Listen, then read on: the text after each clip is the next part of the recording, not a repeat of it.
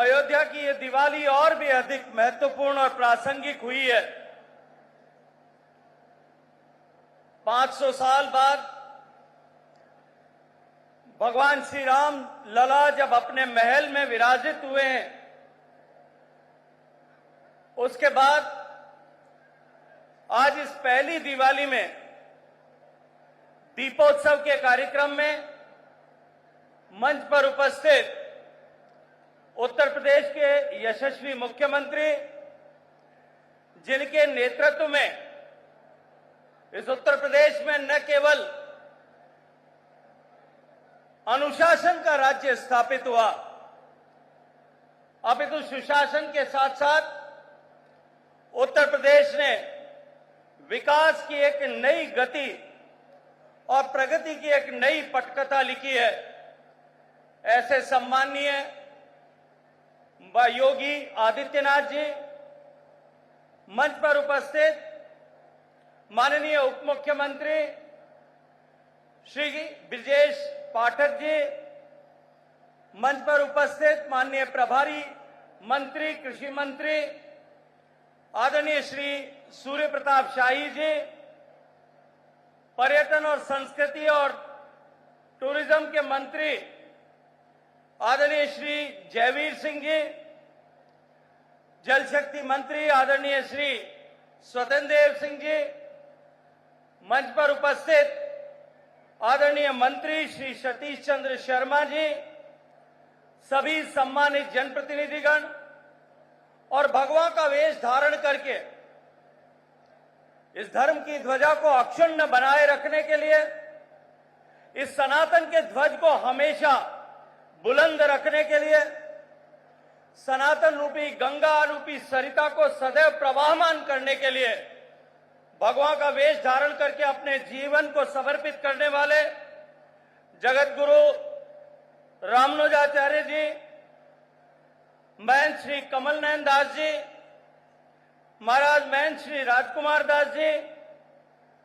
महाराज, श्री जगत गुरु राम दिनेशाचार्य जी महाराज, महंत श्री राम शरण दास जी, महंत देवेंद्र प्रसादाचार्य जी, महंत गिरीशपति त्रिपाठी जी, जो इस अयोध्या के महापौर भी हैं, यहां उपस्थित सभी संतों के श्री चरणों में प्रणाम करते हुए इस पावन दिव्य अवसर पर जब एक नव्य दिव्य दीपोत्सव यहां मनाया जा रहा है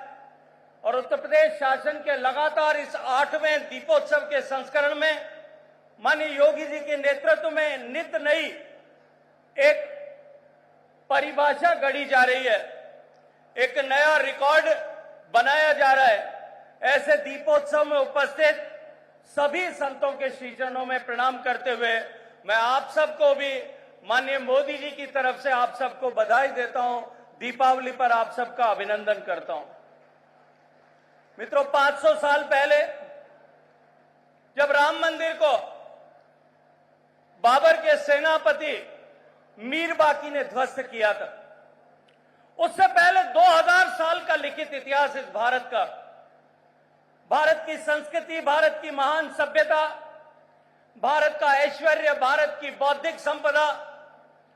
भारत का विकास, भारत का ज्ञान विज्ञान, इन सब से आकर्षित होकर के हजारों लोग भारत में आए। भारत के इतिहास के पन्नों को पलट करके हम देखें,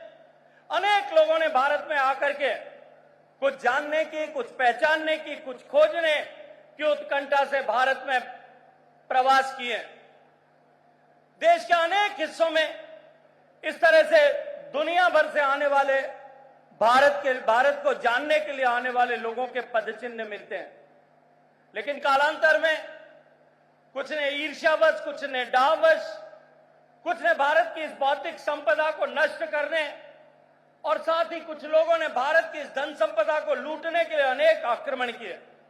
हजारों सालों तक भारत पर आक्रमण हुए, चंगेज खान से लेकर के और मुगलिया सल्तनत तक 2000 साल तक लगातार इस भारत पर आक्रमण हुए। और उसके बाद में भी भारत भूमि पर डच आए, फ्रांसीसी आए, पुर्तगीज आए, ब्रिटिश आए, उन सब ने भी सनातन व्यवस्था को छिन्न भिन्न करने का प्रयास किया। लेकिन भारत में भगवा का वेश धारण करके इस सनातन की परंपरा को प्रवाहमान करने के लिए जो संत परंपरा थी, इस संत परंपरा में ने भारत की सनातन परंपरा को अक्षुण्ण बनाए रखा। मैं इस संत परंपरा के वाहक माननीय योगी जी से लेकर के जितने साधु संत यहां उपस्थित हैं, उन सबको एक बार फिर इस सनातन को अक्षुण्ण बनाए रखने के लिए उनके श्री चरणों में प्रणाम और अभिनंदन करता हूं, अभिवादन करता हूं। मित्रों, 500 साल पहले जब ये रामलला का मंदिर तोड़ा गया होगा, उससे पहले भी हजारों सालों के उस आक्रमणों के इतिहास में इस सनातन के मानबिंदु को की रक्षा के लिए अनेक लोगों ने अपना जीवन समर्पित किया। लेकिन जब उस 1528 में जब मीर बाकी ने भगवान श्री राम के मंदिर को तोड़ा, तब से भारत के सौभाग्य का सूर्य अस्त हो गया और तब से लेकर के निरंतर हम पतन के रास्ते पर चलते हुए उस मुकाम पर आ गए थे कि भारत की पहचान ही पूरे विश्व भर में धूलि धूसरित हो गई थी।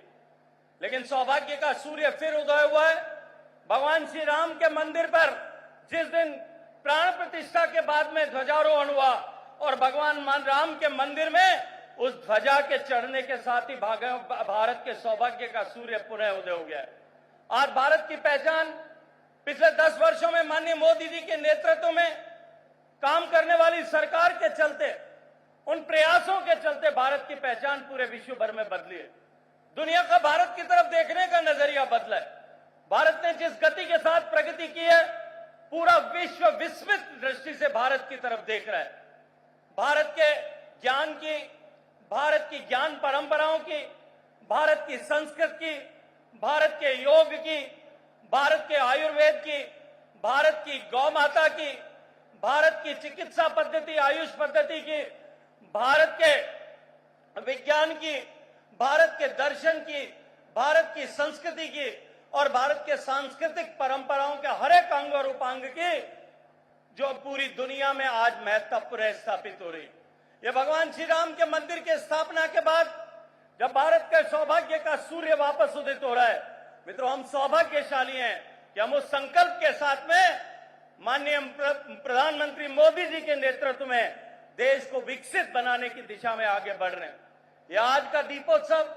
निश्चित रूप से हम सब के लिए एक संकल्प का दिन है कि हम भगवान श्री राम के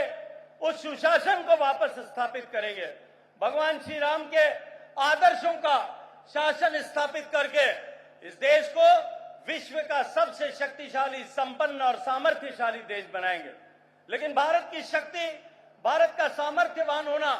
उसका उद्देश्य जो है विश्व कल्याण है और विश्व कल्याण के लिए ये जो प्रयाण है, ये निश्चित रूप से भारत को विश्व गुरु के रूप में प्रतिस्थापित करेगा। मैं श्रद्धेय योगी जी को हृदय पूर्वक बधाई देते हुए